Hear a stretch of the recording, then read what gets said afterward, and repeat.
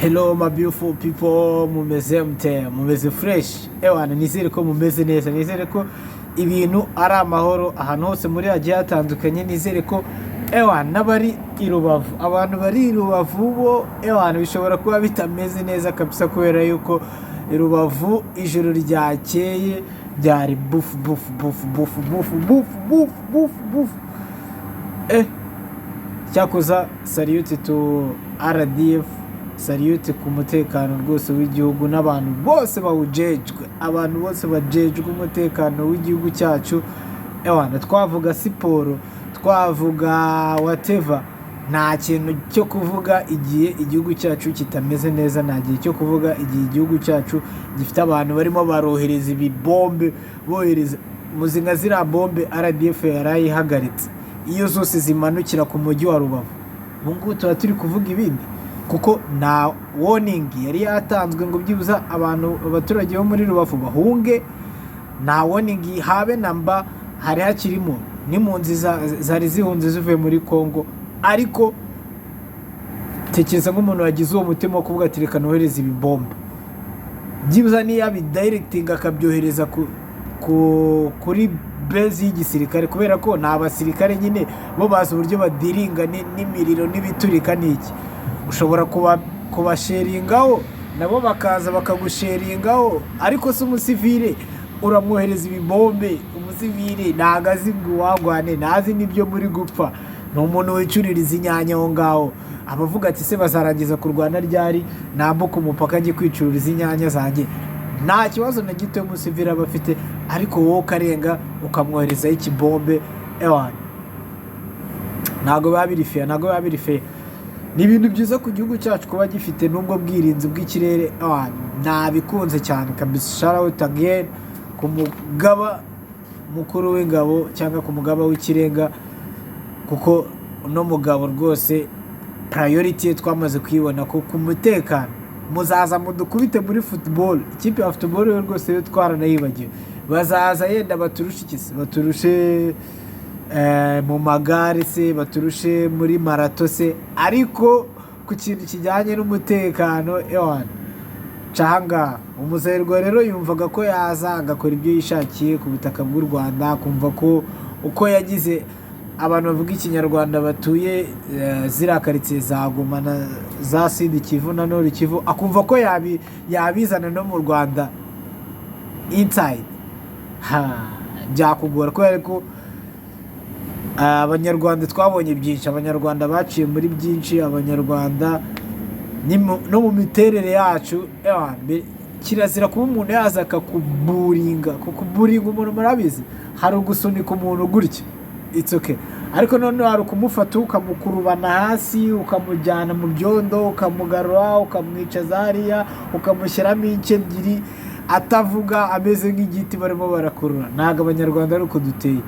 Hari point ugeraho rwose ukavuga ati no I'm done, nubwo waba uri boss wanjye, nubwo waba uri inde, ukuri ukaguhabwa na cya cyubahiro na ya respect tugira, ariko hari rivugeraho kabisa ukavuga ati I'm done. Nicyo cyabaye rero kuri aba ba M23, nicyo cyabaye kuri bo, kuko baraje bagira gute, baravuga ati enough is enough, enough is enough. Tunaniwe kuba tutaba mu buyobozi, tunaniwe kuba abana bacu batiga batabona ibyangombwa ngo bajya aho bashaka, bajya mu zindi ntara zigize igihugu cyacu. Ubwo ndavuga Kongo, bagiye nko mu zindi ntara ugasanga barabafata nk'aho ari abantu batari abanyagihugu. How can we stand by self?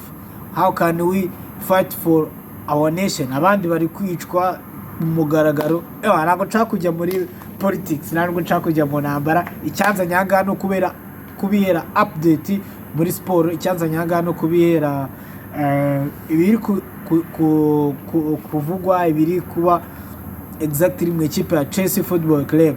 N'ahandi turagenda tureba, ariko by'umwihariko murabizi aha nibanda ku ikipe ya Chelsea Football Club. Uwo bita John Obi Mikel, kuba atazi John Obi Mikel rero, ubwo nimba uri umufana w'ikipe ya Chelsea ukaba utazi Obi Mikel, John Obi Michael, ubwo utangiye gufana Chelsea muri 2025, kubera yuko John Obi Michael uyu mujama is from Nigeria first of all. He's a legend, Chelsea legend.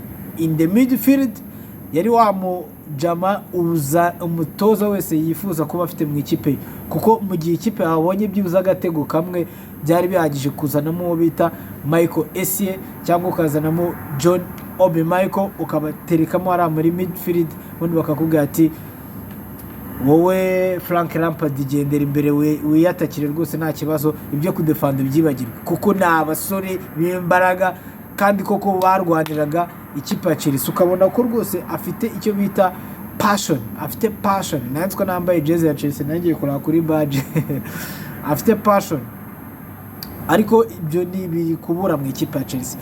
Yagiye hanze rero aravuga ngo uwo bita Robert Sanchez, uwo bita Nicolas Jackson, they are not Chelsea level. Ntago bari ku rwego rwo gukinira ikipe ya Chelsea Football Club. Ntago yakoze icyo bita humiliation ngo avuge ngo they are rubbish, they can't play football. Muri respect yabaye avuga ati yego muri abakinnyi ba football, mukino muri Premier League, muri Pro League, ewan bro, ariko kuri level ya Chelsea, kuri expectation yagarutse ku kintu bita expectation, icyo abafana cyangwa ikipe ya Chelsea reba, icyo kwitega, icyo twakwitega ku bakinnyi b'ikipe ya Chelsea ntago mugifite, kubera yuko ikipe ya Chelsea yiteze umuzamu uzatabara ikipe ya Chelsea yiteze umuzamu tuzabona igitego kimwe akadufasha kukidefanda paka ku munota wa nyuma tugatwara amanota 3. Apana umuzamu uzabona ahubwo twanatsinze akavuga ati let me just give gift to an opponent opposition, nihere imipira nakaze baro bansindi ibitego kuri niya poste.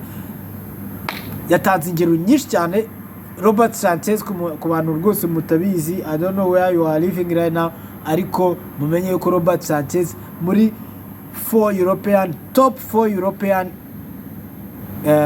league, ubwo ndavuga Ligue A yo mu Faransa, ngavuga Spanish League cyangwa Bundesliga yo muri Espagne, ngavuga no La Liga yo muri Espagne, Bundesliga yo mu Budage, Serie A yo mu Butaliyani, ukaza no kuri Premier League. Izo ngizo ko ari eshanu yo mu Bwongereza. Robert Sanchez niwe mukinnyi, ntago ari umuzamu gusa.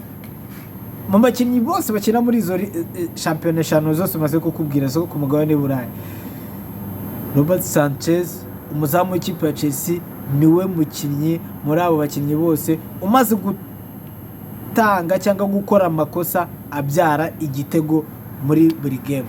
Noneho kuri statiye haba hariho ko murabizi ko nk'iyo Cristiano Ronaldo agiye gukina, abantu mu betting murabizi abafite like 20%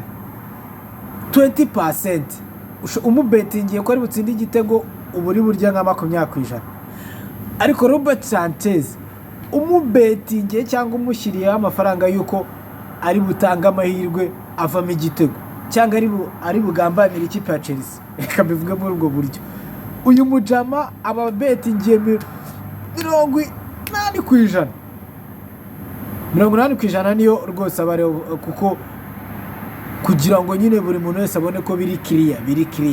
Ubwo ngubwo uramutse ubishyizeho warya amafaranga make yashoboka, kubera yuko nyine it's a normal thing. Nko kubetingira ikipe, ngiye gutanga urugero rw'ikipe ya Chelsea ariko mumbabarire kuko rwose ikipe ya Chelsea yo ntago nshaka kwigarukaho kubijyanye na resulta. Nko kubetingira ikipe ya Liverpool igiye gukina Nantes, muri Premier League biragoye kubera ko muri Premier League buri kipe yose yagukubita.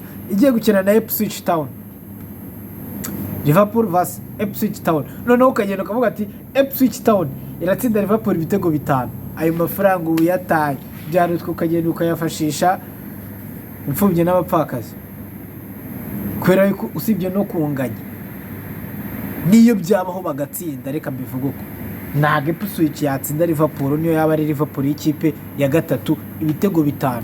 How? So ugiye kubikora gutyo rero sinzi ubwo umupfumu wabakurogeye kabisa yabakaze. Rero ni nko kugenda ukavuga ati Robert Sanchez kuri iyi game ya Chelsea nta gitego na kimwe ari butange ku ikipe ya Chelsea, ari buko Robert Sanchez clean sheet. Thank you very much. Ndabashimira cyane rwose abantu mungurikiye. umuntu umva afite amafaranga ashaka kujugunya, nubwo nazi ko uwo muntu abaho, genda muri beti ushyireho Chelsea clean sheet, ibyo gusa. Amafaranga ushyiraho Robert Sanchez nayaguhesha agakora clean sheet muri izi game ngiye kukubwira, ngiye nzayagusubiza. Nimero yanjye aho ngaho muri description. Agakora clean sheet ukanyereka ipari iriho Robert Sanchez, uzaburiye umuzungu nanjye undiye, kuko ayo igishoro washyizeho nzakigusubiza nibiba,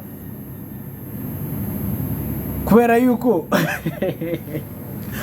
mbere na mbere tuzabanza dukine na West Ham izaza mu rugo. Ni match dushobora gutsinda, ariko nkuko nabivuze ntabwo nshaka kugaruka kuri Chelsea about result, kubera yuko ibya result biri ku ruhande, kuko ntabwo wamara watsinda match imwe muri match 6-7 mu rwego ndakomeza kudiringa nawe about result.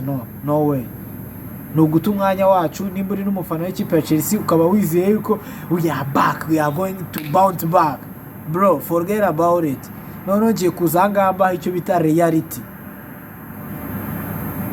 I'm not gonna massage anybody, I'm not gonna caress anybody, I'm not gonna just praise anybody, cyangwa mvuga ikintu kugira ngo kanaka yishime, kugira ngo abantu bakande like, kugira ngo abantu bakore subscribe. No,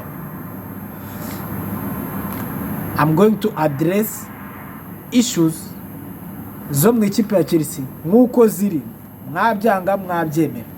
Fata Robert Sanchez umushyireho clean sheet. Nakora clean sheet, ku bantu batazi clean sheet ni ukuva mu kibuga adatsinzwe igitego, kuko Robert Sanchez ni wa muja muzabona defense yacu ikomeye imeze neza, hari ukuntu ikipe iza iri muri forme kabisa. Ku munota wa gatanu ukabona agize gute, yitangiye kado. Gusa tugira amahirwe, ikipe ya Chelsea buri igira amahirwe menshi cyane.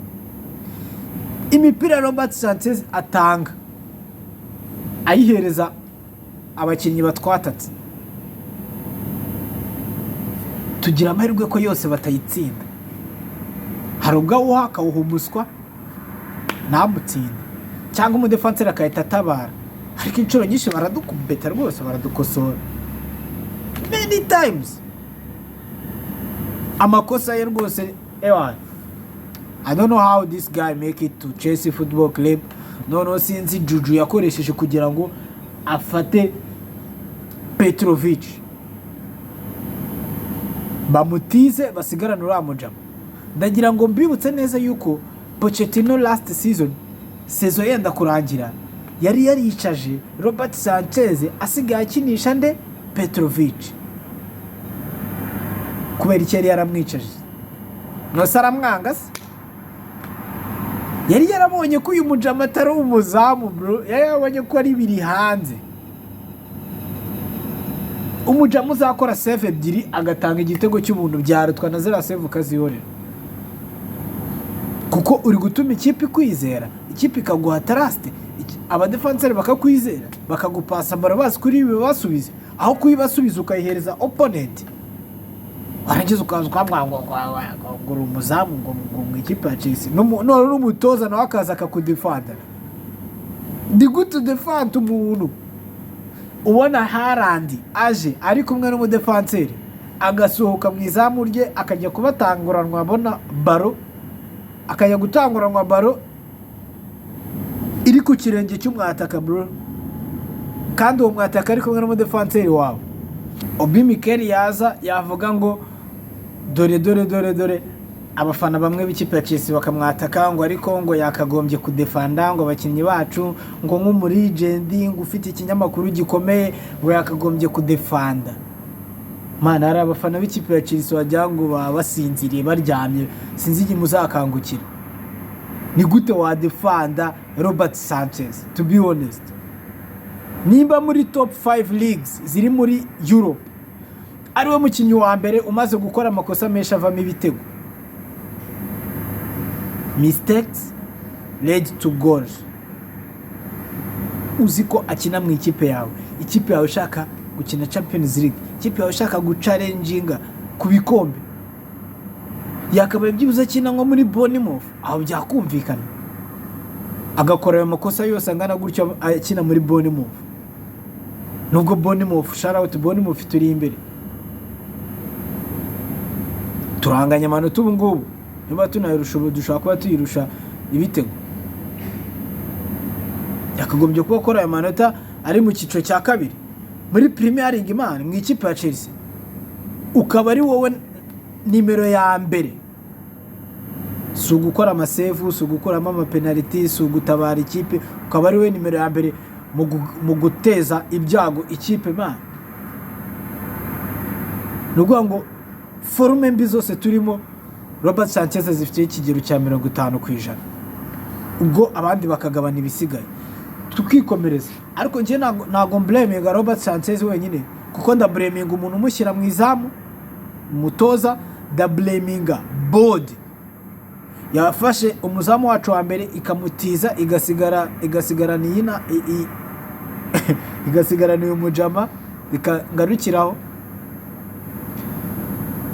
None se ubwo bagufasha ko wagiye mu ikipe ya Chelsea tuzatugwemba miliyoni 5 ku mwaka, urinde so kubihakana, kugenda uhagarare mu izamu, urinde kubihakana. Bakazana data bakavuga ati ewan, dukurikije ukuntu yagiye azamuka yiprovinga muri Brighton, ukuntu yatangaga udupase, wagira ngo no mwataka turi kurambagiza. Urarambagiza umuzamu ngo nuko ngo ashobora gufunga baragatanga passe. What is that? Football yarahindutse kabisa, football yarahindutse, kubona umuzamu wa mbere ukonsidinga ibitego byinshi akina mu ikipe ya Chelsea. Ntago nzi ngiyo kipe ya Chelsea, kipe ya Chelsea tuzi nagaruko iyo operatingaga, ari nabyo Obi Mikel yasagarukaho akavuga ati ntago nigeze mbona ikipe ya Chelsea under Roman Abramovich ijya kugura umwataka w'imyaka 20, ikindi udafite experience, ikindi adafite umuntu wo kumufasha. Ibyo ni ubwa mbere bibaye mu ikipe ya Chelsea, ngo nuko afite potential. Ikintu rero bita potential zabaye potential mu ikipe ya Chelsea, everything it's about potential. Ngo turabona bitewe n'ukuntu no mu kinyazamutse, ngo turi kubona zavamo world class, ngo mu myaka ingahe iri imbere ngo zavamo world class. Can you imagine? Nawe turi kugura abakinnyi bazavamo world class. Twaguraga aba world class players bakadufasha gutwara ibikombe, bakadufasha gucalenginga every single season. None ubu turi kugura abana iminja zizaba world class. Ibyo si imbirwanya pe, ndanabyemera, ni byiza kuri future y'ikipe. Muri ufite squad noya, uko bagenda bamenyerana, uko bagenda bakinana imikino myinshi, barakurana, bihana umutoza amahirwe yo gutoza ibyo ashaka. Abana bakiri bato bafite fresh, bataciye ku batoza benshi, kandi bagifite inyota yo gukora ibintu byinshi. Ariko no matter what, abo bapeti bafite umuntu role models, bafite umuntu bagomba kureberaho. Ubwo ndahita ngaruka kuri Nicolas Jackson. Ni gufata umukinnyi ushobora kumara imikino 7 games akina minota 90 without a single goal, ukambwira ngo umuntu ni uzagenda tumushyire muri box y'ikipe ya Chelsea ngo twatakire ngo zaduhesha Big Four, ngo zaduhesha Premier League, ngo zaduhesha. Kusuri uri kuba mu cy'igihugu koko, uri kuba mu yihese. By the way, John Obi Mikel baramwataka bakamutera imijugujugu, ariko njyewe nemera yuko criticism ziwe no kubera passion, no kubera urukundo afite ikipe ya Chelsea Football Club.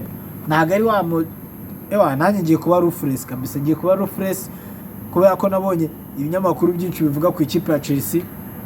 Nta muntu nshaka kwataka, cyane cyane hano mu Rwanda, biri biased. Ibya binyamakuru uzasanga cyangwa n'ama YouTube channel cyangwa n'abiyita abasesenguzi, uzasanga kenshi ari babajama. Yes, ni abafana b'ikipe ya Chelsea, ariko babandi bari motivated no matter what situation yose ihari, bashaka ukuntu bayibyazamo positive stuff. Noneho ibyo ngibyo bikabahuma amaso ntibabone what is really wrong, what is going on. Ngo kubera yuko akunda Nicholas Jackson ngo nagashaka kumuvuga nabi. Ntushaka kumuvuga nabi se? Nicholas Jackson uryiwe, Nicholas Jackson arakuzi, Nicholas Jackson se wowe uramuzi. Icyo turebe ko riko ikipe ya Chelsea yamuzanye kugira duhe ibyishimo, tumusapotinga, ariko nawe agire gute ashyira igitego muri net, bamuhemba amamiliyoni n'amamiliyoni, ariko tuzi ngo araduhesha intsinzi. So mu gihe rero aje akaba passenger, akaba umushyitsi, mujyane mu ntebe z'abashyitsi, yicare mu bashyitsi, cyangwa nawe agende muri stade afane nk'abandi bafana bose. Noneho ufata amafaranga abafana bishyuye kuri stade, ugende uyatugurire umwataka nyamwataka. Hagati aho ikipe ya Chelsea irashaka kugura uwo bita, ubwo twagiye muri transfer window cyangwa muri transfer news, irashaka kugura uwo bita Master. Uyu mupete wo muri Bayern Munich, uko iki kinyamakuru kibivuga, Chelsea are intensifying effort to sign Matis Tel from Bayern Munich. Ariko uyu mupete ni umu winger, ni umu left winger. Sinzi nimba azaza akemera kujya kuri bench nawe, kuko ni umwana ushaka playing time. Nanamuha inama yo kutaza mu ikipe ya Chelsea kubera yuko azaza yicare kuri bench, ntago azabanzamo Jordan Sancho, yenda azaza asimbuye, you never know, ariko azaza kimwe nk'abandi. Andi makuru ari kuvugwa muri transfer window nuko uwo bita Renato Viega, bye bye bye bye bye bye bye brother, bye bye, yamaze kugera mu ikipe ya Juventus, yamaze kuba asinya it's a half of season, cyangwa iki gice gisigaye cya season cyose kukimara muri Juventus on loan. Agiye nk'inizanyo, mu byo yagiye avuga, yavuze ati ngiye ubundi nyina as center back cyangwa mu bamyogariro, haba uw'iburyo cyangwa uw'ibumoso, ariko nshobora no gukina in holding midfield. Yavuga imyanya itandukanye, ariko avuga ati cyane cyane priority yanjye no gukina as defender, as center back ku ikipe ya Chelsea. Murabizi uriya mwanya uba uriho Riva Korwi. Ikindi ashobora gukina as left back, uwo bita Marc Cucurella bahari ari tayari kumwicaza ku kabench. Umutoza nta nubwo yigeze amugirira icyizere ngo byibuza muri iki gihe dufite ikibazo muri midfield ajya amuzanamo, reka. So niyo mpamvu rero uyu mujama bita Renato Viega afashe umwanzuro akavuga ati why not najya kwishakira amahirwe ahandi, cyane cyane ko yabonye debut cyangwa asigaye akina mu ikipe ya Portugal. Kugira rero akomeza ahamagarwe nk'umukinnyi ukiri mutoya, nuko agomba kubona playing time. Nahandi yayibonera rero uretse hehe muri Juventus, kubera ko Juventus izamukinisha byo without any doubt. Mu yandi makuru nuko Disasi, Axel Disasi, uyu mujama ewan, I have been criticizing this guy for a very long time. Namuvuga kabisa ko ngiye mu ikipe ya Chelsea iyo ukoze amabara ndabivuga, ntago ndi wa muntu uzavuga ati ngo yari yagerageje. No, Disasi rwose nawe ari mu bakinnyi nemeza ko batari kuri level y'ikipe ya Chelsea. Ubwo mu gihe ntabwo nzi level zanyu muhereze ikipe ya Chelsea, ako gihe level y'ikipe ya Chelsea I base it on since I started supporting this football club. Igihe natangire gufana ikipe ya Chelsea, level nayisanzeho ntago ishobora kugabanuka. Ubu ugiye kwibaza ngo watangiye gufana ikipe ya Chelsea ryari? Ngiye namenye ubwenge mfana ikipe ya Chelsea, ariko uko nagiye nkura nagiye mbona abakinnyi muri defense, nagiye mbona John Terry mu kibuga. Hari abapiti bafana ikipe ya Chelsea batigeze babona John Terry mu kibuga, ari gukinana no bita Abramovich cyangwa Ibrahimovic, n'aba central defenders babiri nakuze ndeba n'amaso yanjye.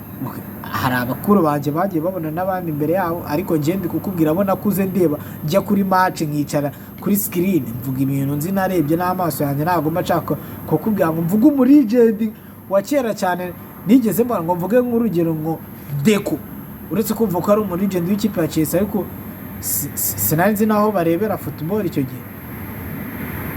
Ariko ubu ngubu tekereza rero kuva kuri John Terry, Ibrahimovic ukatujya kuri Riva Korwi na Disasi, ntago bivamo rwose.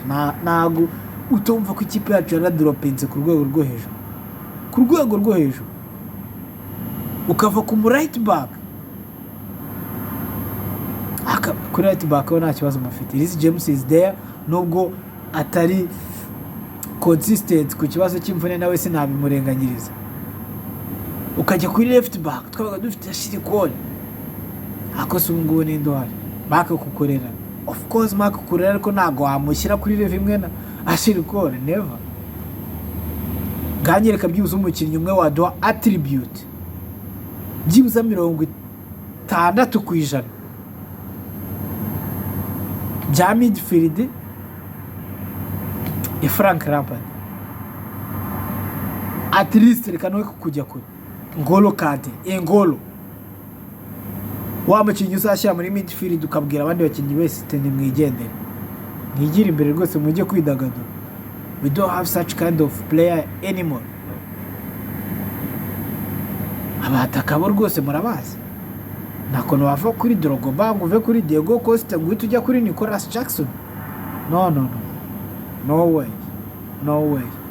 So ikipe ya Chelsea rero iri mu bibazo ariko yaba mu bibazo yagera gute. Joao Felix nawe ashobora kujya Disasi nari naramurangiza. Disasi agiye kujya muri Aston Villa kwa Unai Emery. Hari agreement of course hagati ya Disasi n'ikipe ya Aston Villa. Ndakeka ikipe ya Chelsea itamwimana nayo ariko tukamenya ko nanone Unai Emery umutoza w'ikipe ya Aston Villa ashaka Joao Felix. Gushaka Joao Felix bisobanuye ngo agomba kumwishyura agashyira ibiceri ku meza kuko nago twatiza abakinnyi babiri mu ikipe imwe naga amategeko ya Premier League abyemera. Arashyira ibiceri bingana gute ku meza nicyo kibazo. Ikipe ya Chelsea ikini isiramurekura. We don't know. We just called this guy 6 months ago. We buy him from Atletico Madrid. Ariko umutoza naga mu chances byibuza ngo akore mistakes. How can you improve without making mistakes? Utize kwandika ngo wandike iminyorogoto wazamenya gukora agakono keza kameze fresh. Nase ne tutamuhereza game time. Ngo nuko Cole Palmer tutamucisha ngo ntabwo yakinisha Joao Felix na Cole Palmer mu kibuga kimwe. Impamvu ndayizi ni nayo mpamvu dutsindwa buri munsi. Nuko uyu mutoza ari stuck on one system. Afite uburyo bwe bw'imikinire adashobora guhindura. Ibi biramukubitisha. Ubundi abandi batoza baba bafite like I love Thomas Tuchel. Thomas Tuchel niwe mutoza wa nyuma Chelsea yageze ngavuga ati wow. Kuko ni wa mujamu wabonaga ari gukina 3 at the back yabona ikipe itwata tukabona se ajya kuri 4 at the back wabona bikaza akajya kuri 5 at the back in the same game. Ariko Joe Maresca no wa mutoza uzakina n'ikipe ya Manchester City agakina high line akabwira abakinnyi bose ati mugende mujye kwataka Manchester City ifite Haaland ifite Foden ifite Kovacic ifite Gundogan ifite akabwira abakinnyi bose azi defense ye n'ubugoryi bwayo azi umuzamu we n'ubugoryi bwe akabwira ikipe yose ati muzamuke mugende mufungiremo hagati.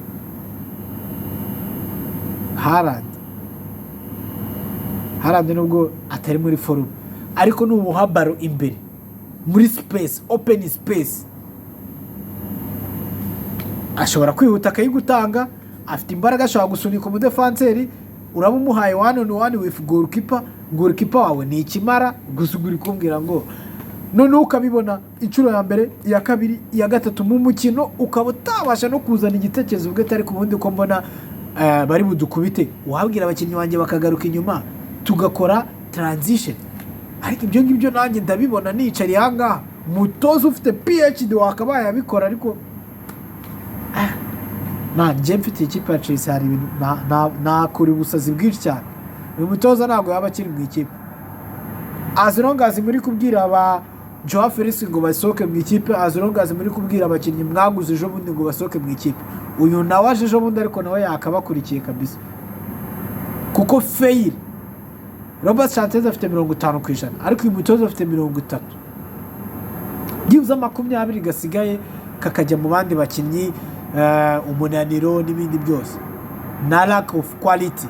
So ntabwo ndi bukomeze gutinda cyane, reka toreza anga tuze gukomeza mu biganiro biri imbere. aravista ndabakunda cyane, ciao.